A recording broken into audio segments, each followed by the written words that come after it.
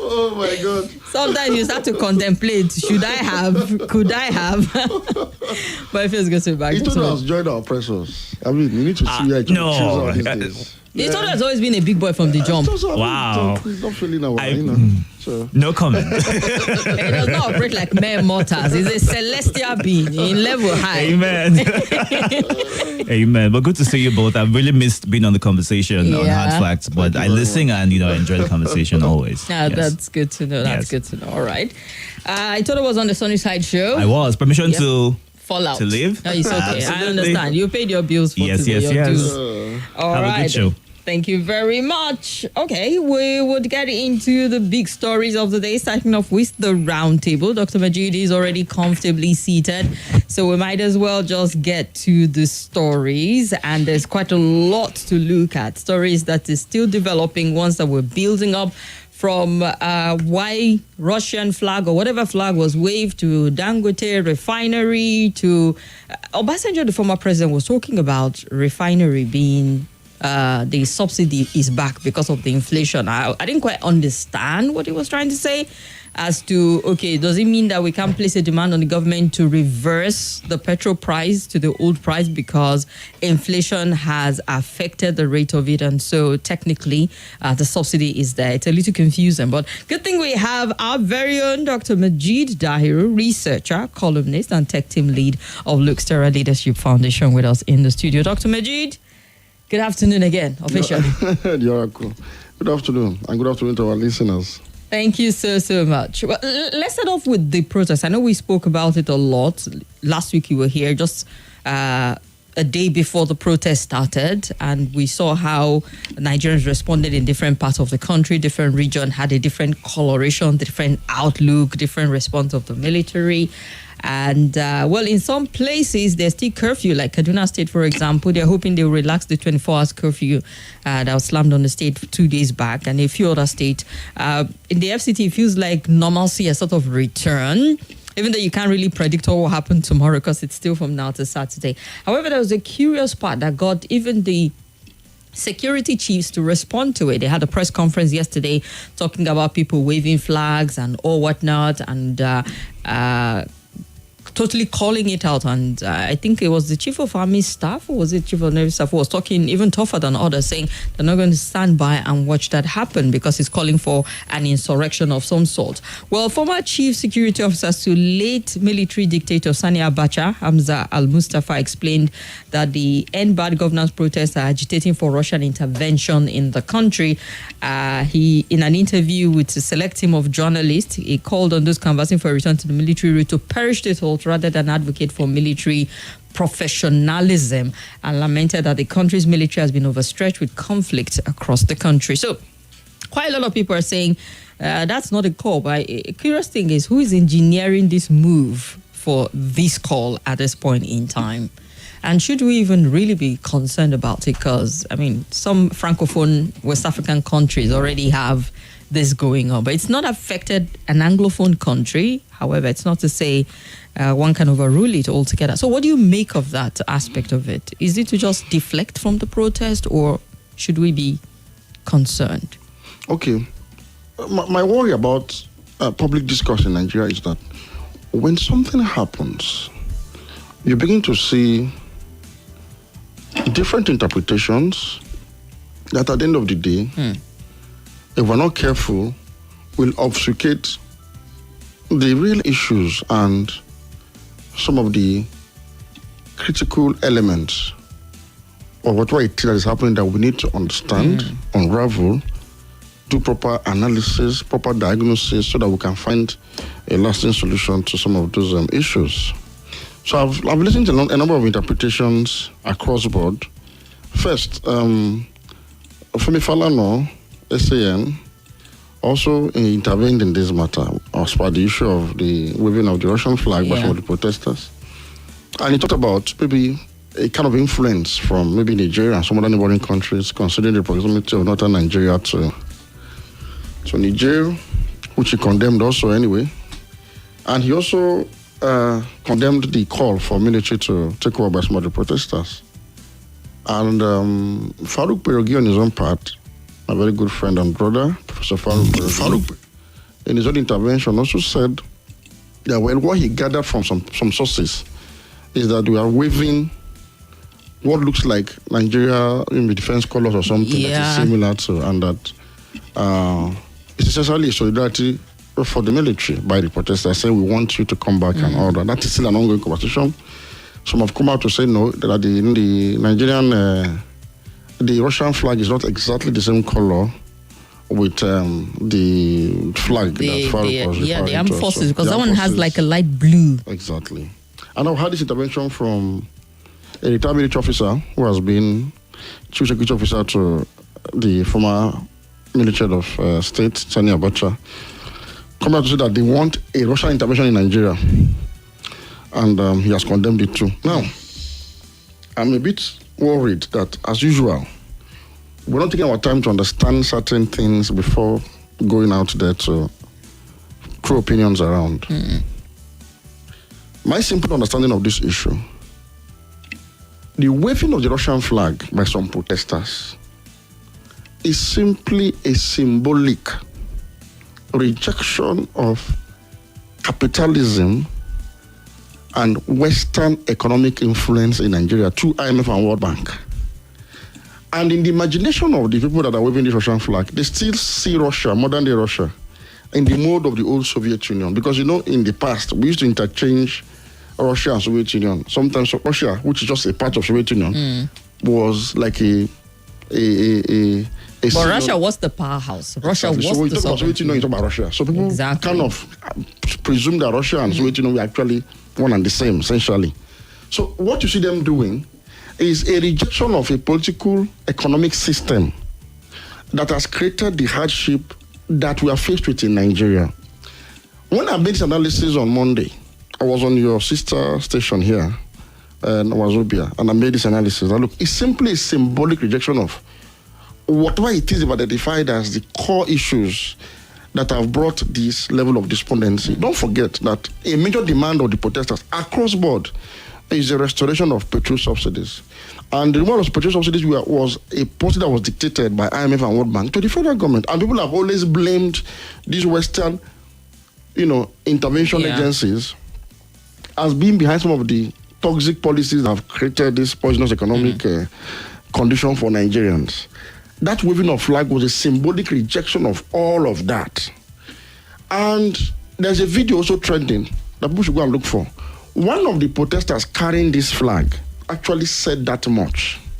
When he was asked, he said, although, like I said, these are people that are on the street. They may not have the intellectual sophistication to explain that which they feel. So what did the person say? If I must paraphrase him, he talked about capitalism on one hand and claimed that Russia is a communist country, so they want to go communist. Russia is not a communist country. Russia is a state capitalist country. You can say that the parties mix economy, just like any other country in the world. No country is absolutely communist, socialist, or capitalist. Not even America. It's a mix of all, right? But in their own idea, they just feel that, look, the West has failed us through IMF and World Bank dictated policies. So they're looking towards the East, or Russia, so to say. Do not also forget that this is not in isolation. These people are asking for military intervention at the same time. And if you look at what happened in Niger, truly, Nigerians asked for military intervention against their democratically elected leadership that did not actually succeed or have failed to provide their much anticipated dividends of democracy in the form of improved welfare and security on one hand. Now, they called for the military. When the military came, the people also called for a cessation or a schism of the relationship between Niger and France and the United States, and opted for Russian partnership.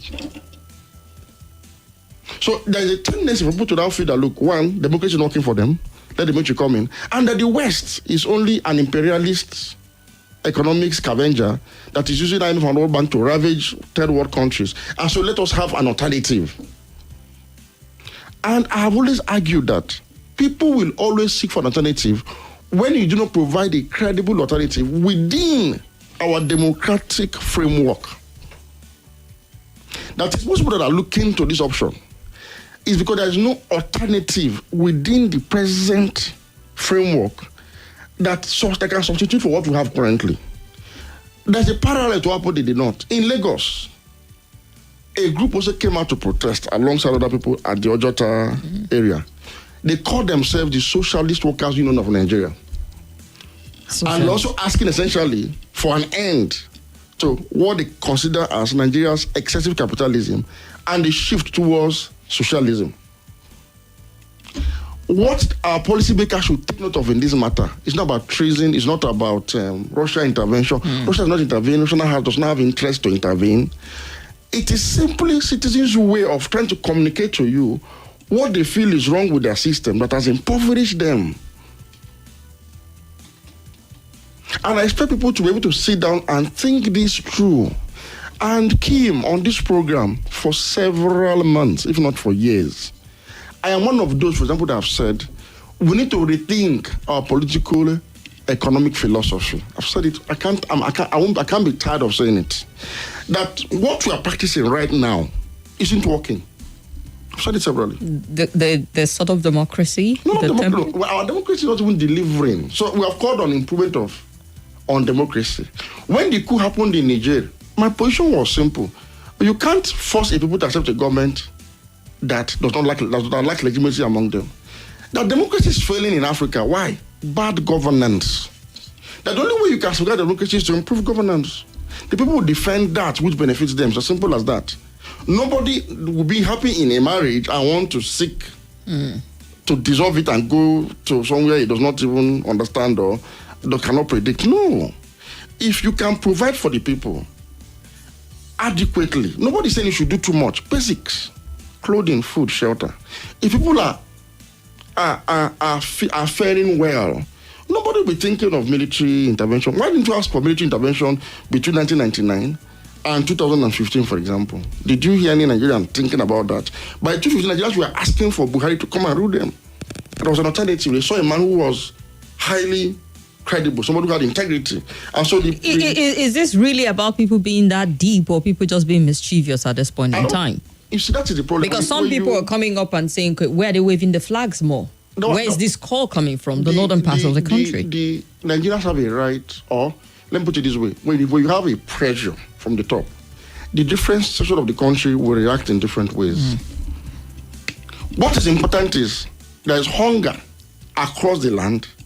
In the southwest, they are reacting the way they can react, the way they are socialized to react to issues. In the southeast, for example, they didn't protest, but they sat at home throughout the period of protest. They didn't go about their normal duties because they may not have protested because they felt somebody had already given them a tag as the promoters of a protest, and eventually goes on, they'll blame them, just like what happened through the answers. So they stayed at home, no doubt, but they stayed indoors. Nobody came out. There was no normal business activity in the southeast under the period under review. So it tells you that to some extent too, it's a form of solidarity with what is going on in the country. Now in the north, they are reacting in this other way. What is important is what the issues that is in contention. I mean, are they germane issues? Remember I talked about social unrest. That what will follow these policies will be social unrest. It's not just protests. You know, last week I told you. I mean, you mentioned it last week. It's not about protest. The protest is not even an issue because people protest every now and then. It is social unrest. That is the type we saw, particularly in the north. Social unrest. And I don't want us to pigeonhole this matter as though it's a matter of north and south. There is an attempt to do that. Look, I supported those that were doing NSAS protest.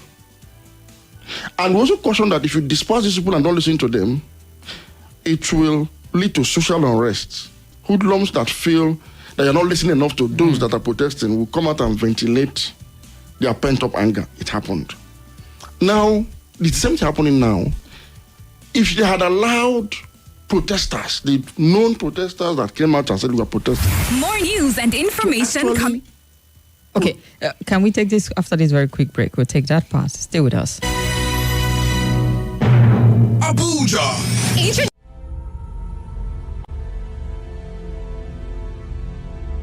It's here at 101.7 Kids FM Lagos. Are you serious? Oh yes. It's It's going to be fun for kids on your airwaves 24/7. Talking about from exciting games Check. to juicy gist Double check. and great music. Super check. All these and more on your number one PlayStation 101.7 Kids FM. Don't be the last to join the train. Download the Kids FM app on your iOS or Play Store today. And listen to Kids FM anywhere in the world. Stay tuned on the go. You can stream on our website at kidsfm.ng. And guess what? Kids FM is coming to your city real soon. So watch out because it's going to be more fun on your airwaves. So tune in and Hello, my name is Kimberly. I'm the host of Hard Facts, and I bring you the biggest stories driving conversation every weekday here on 95.1 Nigeria Info Hard Fact Show. I love to get your opinion and conjectures, but the facts you cannot dispute here on Hard Facts. Join me and let's talk. Yes, we're still here on the Roundtable. Dr. Majid Dairo is with us, helping us way through the story. So, yes, you were saying you don't want it to be pigeonholed into North and South narrative. It's not much of South thing. I had the sentiments of the North didn't join the last protest under Buhari. But they didn't join during the NSAS protest. Now, the protest started as NSAS. NSAS. The northern part of Nigeria, if you agree with me, there's no problem of police brutality as much as it is in the south. No, but they were coming out until the narrative changed. I'm actually coming there. That it was about this initially when it was government. about just NSAS. Yeah. It started in Delta State, spread to Lagos and here. Because the North does not really have a problem of police brutality as much as it is in the south. Well, true. So there was really nothing to complain about. But when it now changed to end governance, I remember when this started as NSAS, I wrote an open letter to the then president and said, this NSAS protest you are seeing, Your Excellency, is simply an expression of end bad governance. I put it in quote. I wrote this article in 2020. I said this is actually an end bad governance protest, essentially. Because if you recall then, the president acceded to their demand. They disbanded the NSAS, they disbanded SARS. I said no, they're still protesting because it's now an end to bad governance. Without them saying it, it has taken that dimension. At that point, northern youth, southern youths, Muslim Christians were all involved. In Abuja here, we saw them pray Jumat together. We saw them on Sunday observing church service on the highway. We saw a lot of solidarity. The government of the day decided to tear up the rank and file of these young people by introducing the element of religion and ethnicity. And the northern part of Nigeria, the most powerful organ of the political establishment in northern Nigeria is the ulama class, the preachers. They were mobilized heavily. They went on an overdrive and they preached everywhere. There was no alternative voice. They preached everywhere that it was haram to protest and that you have a leader in power that is a Muslim, you should rather pray for him than protest against him. It was done in a manner that, whereas in the northern part of the country, these preachings went everywhere. So the young ones that wanted to, that only felt the need to challenge at school, were prevented, so to say. We are blackmailed from coming out. But those of them in Abuja and other parts of Nigeria joined. All the same. But this one started as bad governance protests directly. It was not a matter of asking for another thing and then dovetailing into some other demands. It started ab initio as end bad governance. And you will agree with me that the condition in Nigeria as at 2020 isn't as bad as it is in 2024. And whatever the case is, I, for example, have always supported protests of citizens against issues that has to do with bad governance in whatever form, either NSAS or whatever. What I do not support is violence in any form. So this challenge of you didn't support the one in NSAS, supporting this one should be thrown to those who didn't support NSAS, who saw Buhari as above board and infallible. For people like us, I have criticized Buhari and I've held Buhari and Tinubu to the same standard so far. And so for me, I'm looking at the issue. I'm looking beyond those who refuse to protest yesterday and are protesting today. I'm looking at the issues at stake. Is it enough for people to come out and ask questions? I said it's enough. Either they are northerners or southerners, and we choose to.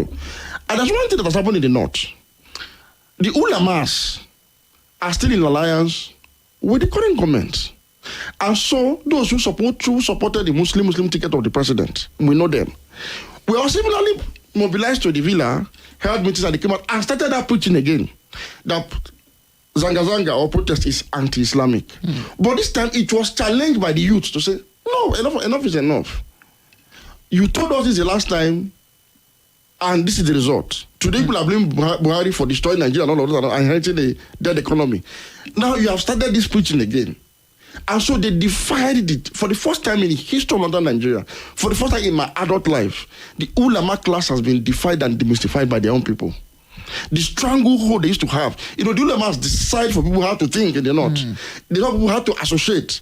They tell people how to cast their vote.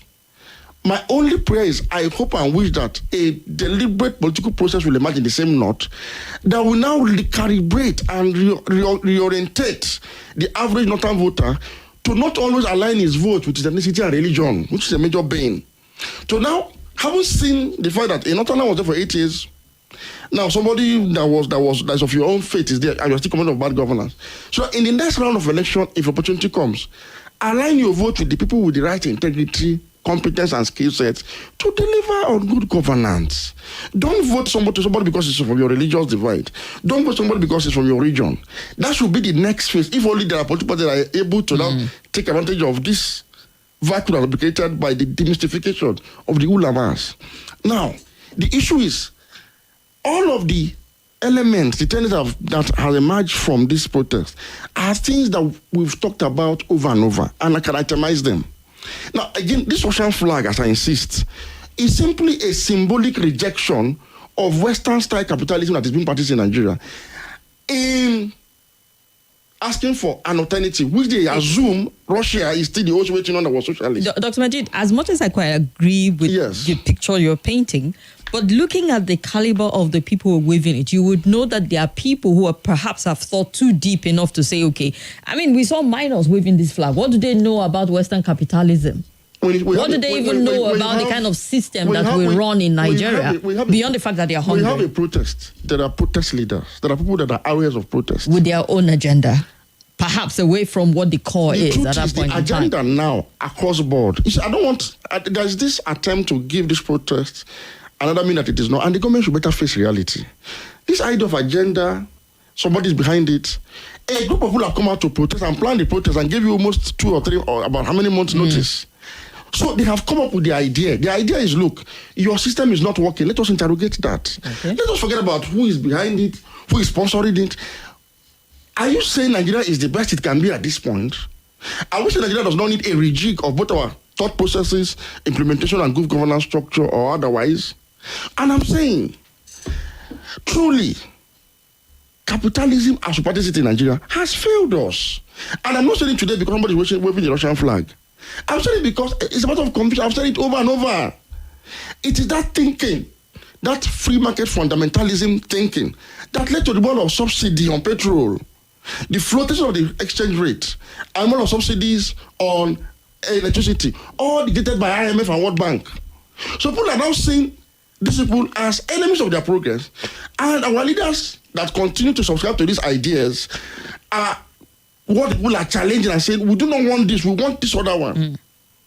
Like I said, the protesters themselves may not have known that even Russia today is no longer the Soviet Union of old, but it's just a symbolism of we want to go east, as was the case in the past, east and west. East was socialist, west was capitalist.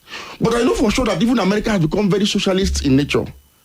And the countries of Western Europe, Middle East, Asia, all of them are social capitalist countries.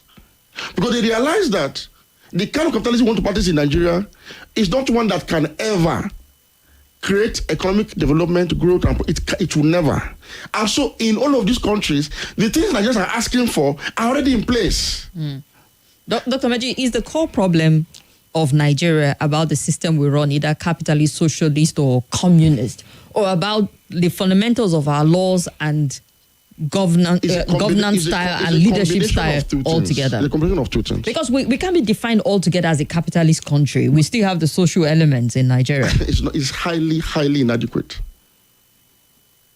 Do you have social housing in Nigeria, for example? Well, it's inadequate. And the state is moving continuously away from that social responsibility.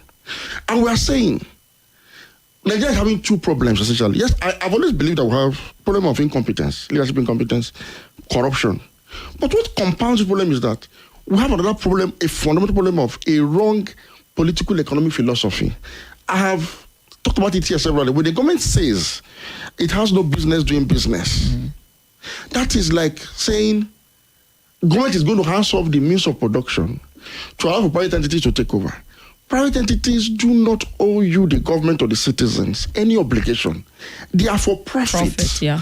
And people are saying no system runs like that. That the state, one, must intervene to create wealth, manage wealth through its own state-owned enterprises. Now, this will take more people off the street because there will be jobs created and all of that. Now, a private investor will come and invest in areas where he will make his money. He doesn't have an obligation to create jobs for people. But the government has an obligation to create prosperity through jobs and sustainable employment. So the government must make investments in those critical areas that will pull people out of poverty. And I have given examples of countries that are doing same, including the United States of America. Now, but China, for example, is one country today that Nigeria looks up to for development, partnership, for loans and all of that. China is a state capitalist country. Same thing with Japan. Same thing with Germany. Same thing with India. Same thing with Brazil. Most of these countries you see have state-owned enterprises that are being run profitably, that are operating globally. And so what this has done is that it has increased the revenue of government. So government does not have to depend too much on taxation levies and high tariffs to raise money. These countries have surpluses from this investment that they can now pay the required subsidies for housing, for energy, for healthcare, and food. The problem is our leaders are refusing to do the needful because it will require you as a leader to be incorruptible, to be high in integrity, to be hardworking, to be focused, to run such a system. But you must be that. As a government, you must be above board like Caesar's wife. If our leaders think that they can take the easy way out of this responsibility, what is clearly shows like that. It's not possible. And in taking that easy way out, our president came on May 29 and removed subsidy on petrol.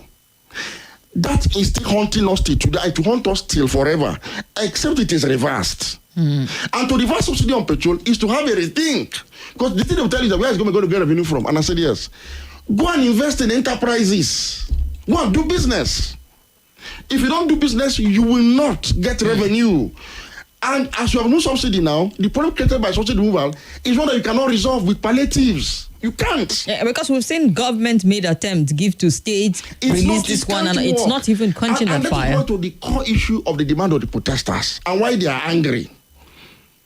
We have wailed, we have cried. Somebody saw me somewhere and said, Majid Dahiru, energy security. And I'm like, wow. There is no country, let me state it again. There's no country in the world, in any part of the developed hemisphere, not one, where energy, price of energy, is subjected or dictated by market forces. Look, it has a long history. It's in the 60s, let me tell you this. In the 60s, crude oil wasn't so much a price commodity. It wasn't. No one in Nigeria didn't have crude oil export as its mainstay of the economy. So they have. If crude oil was the way it is today, in the 60s, Nigeria would have remained a regional structure, and we wouldn't have the civil war. Even we wouldn't have the first coup.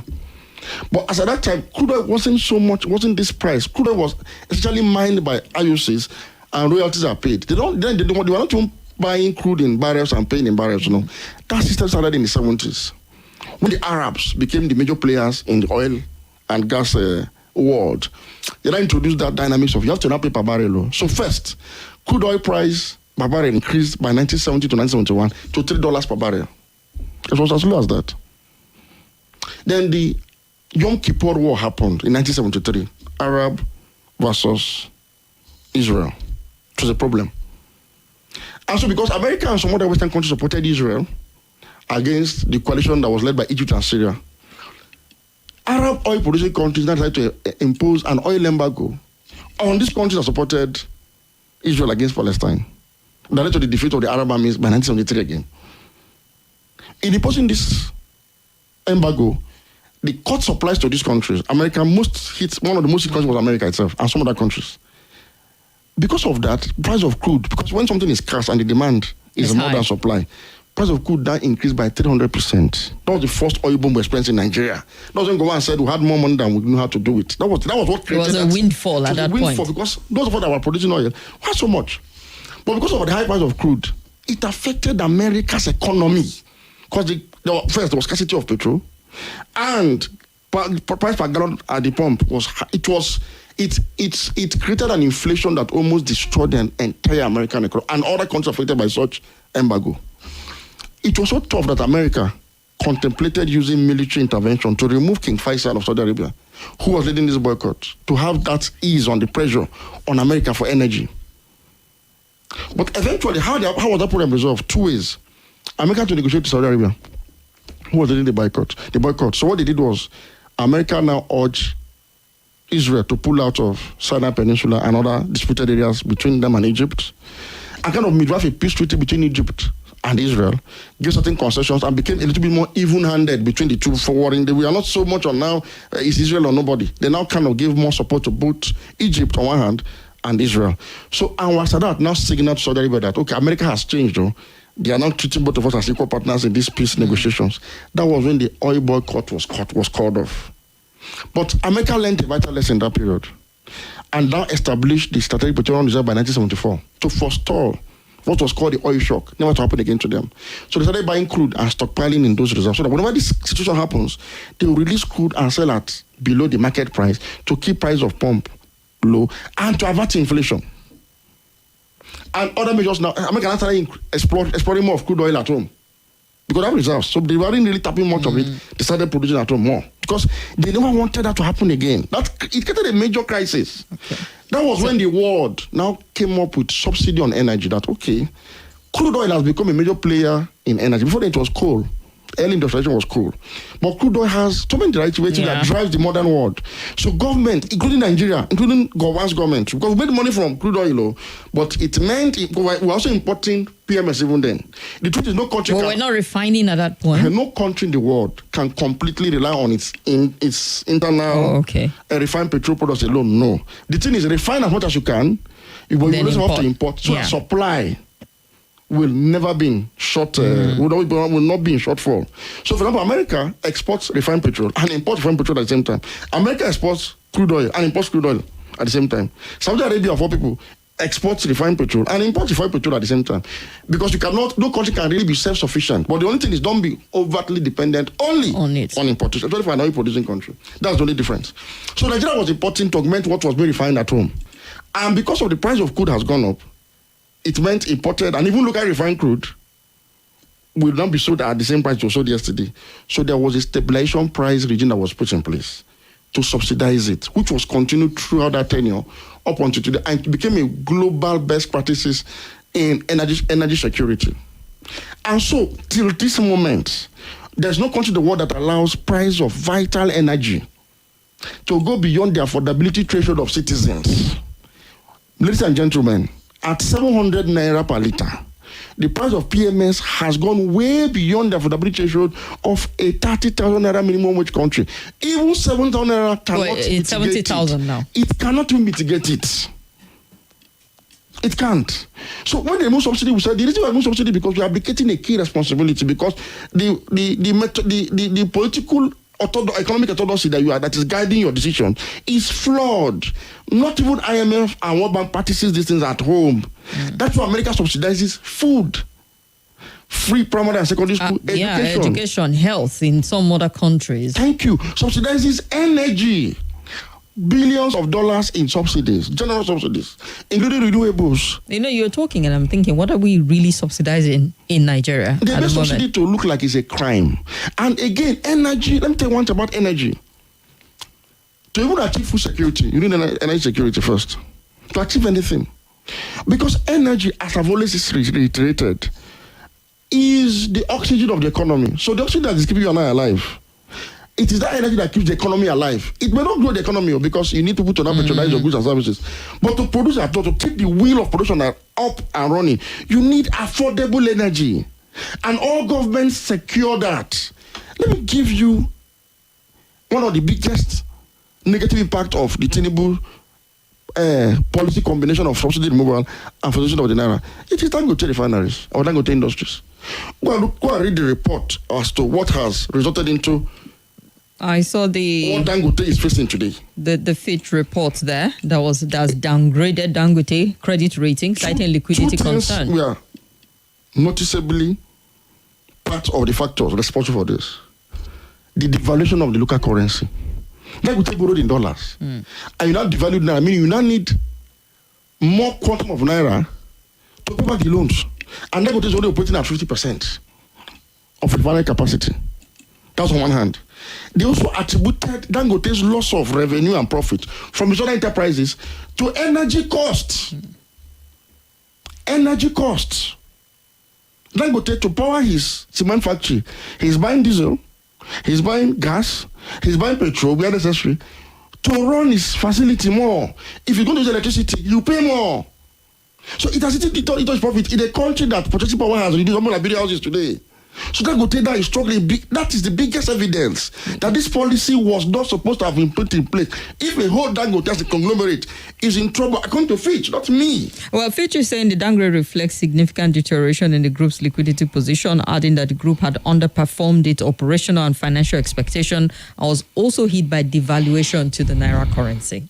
If Dangote, a whole Dangote can be hit by these two policies, if you read the report, it talks about energy. For his other whatever. He talks about low supply of gas to his fertilizer plant. Energy. So if that's what even drives the cost of doing business in the country. That's the reason for the inflation you're having today. What has told you in a very confusing manner that because of inflation, subsidy has returned. What it means, what he's trying to explain is this government removed subsidy. When they realized that subsidy is driving inflation, there are multiple people that they have returned subsidy at this current rate.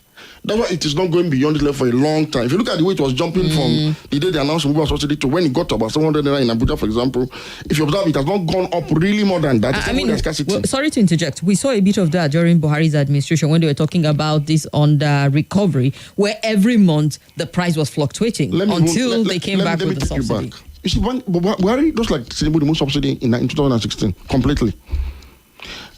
So price of petrol shot up from 87 naira, Jonathan left it to 145. Now the problem is then it was going to come down competition, the regulation. Yeah. And I said, energy is not a market forces thing. It's a state affair. State. They didn't listen. When the prices now went up beyond 1.45, and it now created double-digit inflation in Nigeria for the first time in a long while. It created a double-digit inflationary trend. Buhari got the message and now introduced subsidy through what they call under recovery. So Buhari, from then on, was increasing the price of petrol gradually, but it was simply reducing subsidy payment.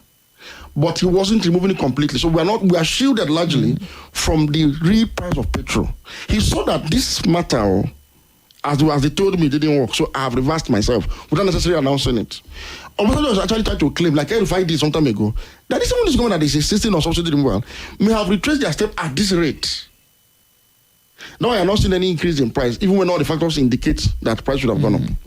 Now we are saying that is not enough.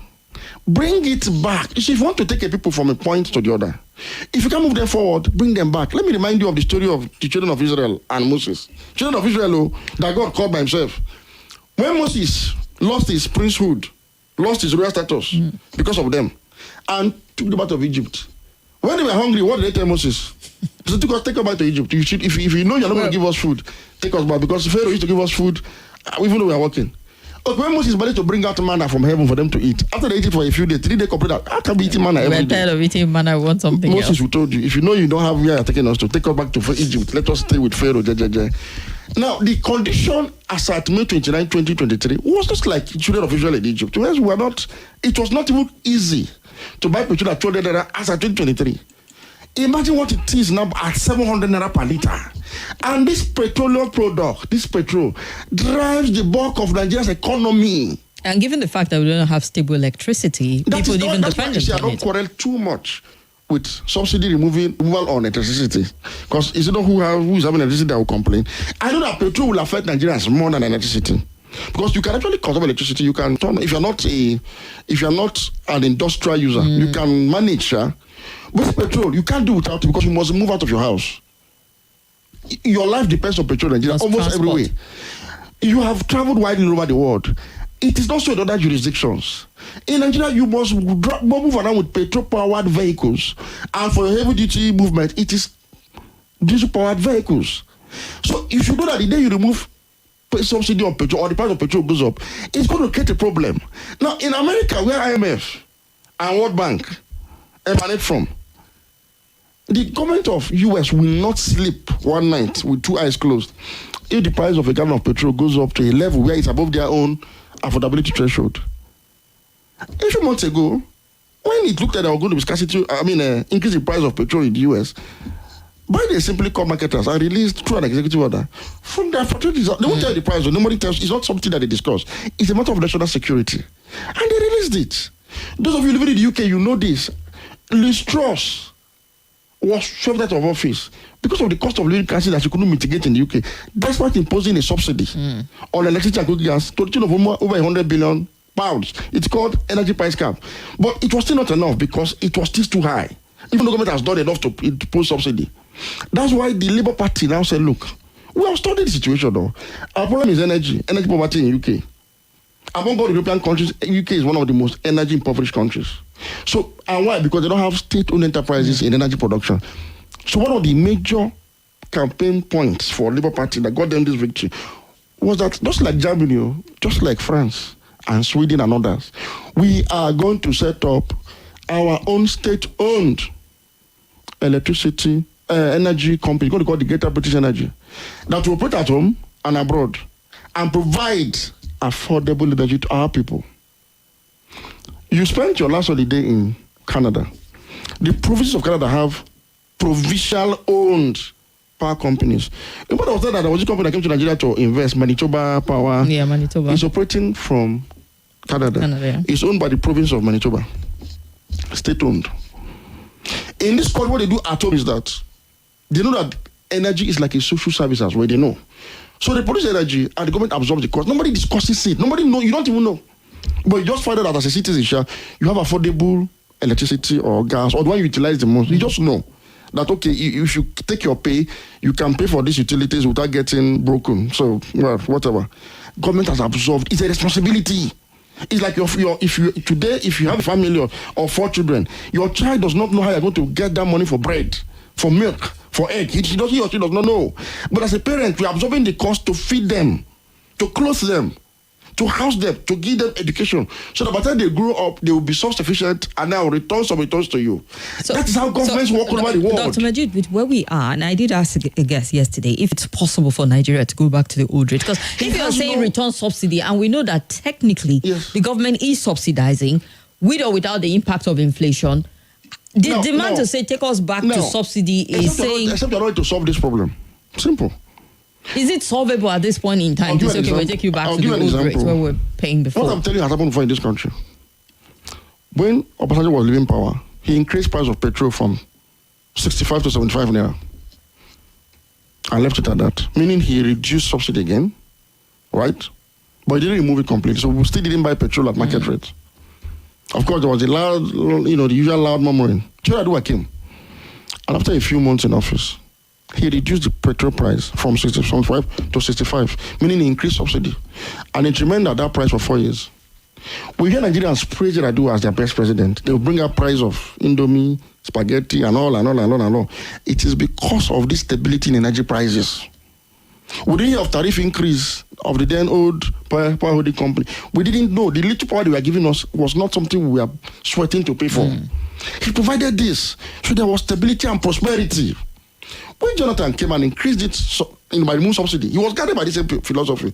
When he removed it, and price of petrol went to 145, we had protests. The same thing happened in Nigeria today. Tinubu wrote it in an article and sent to Jonathan to say it will create the problem it has created in Tinubu's Nigeria. What did Jonathan do? He listened to Nigerians and reviewed the prices backwards. Let's go on a quick break, Dr. Majid. More talk, news, and sports after this. Get ready for the ultimate showdown of intellect and... This is Nigeria Info News.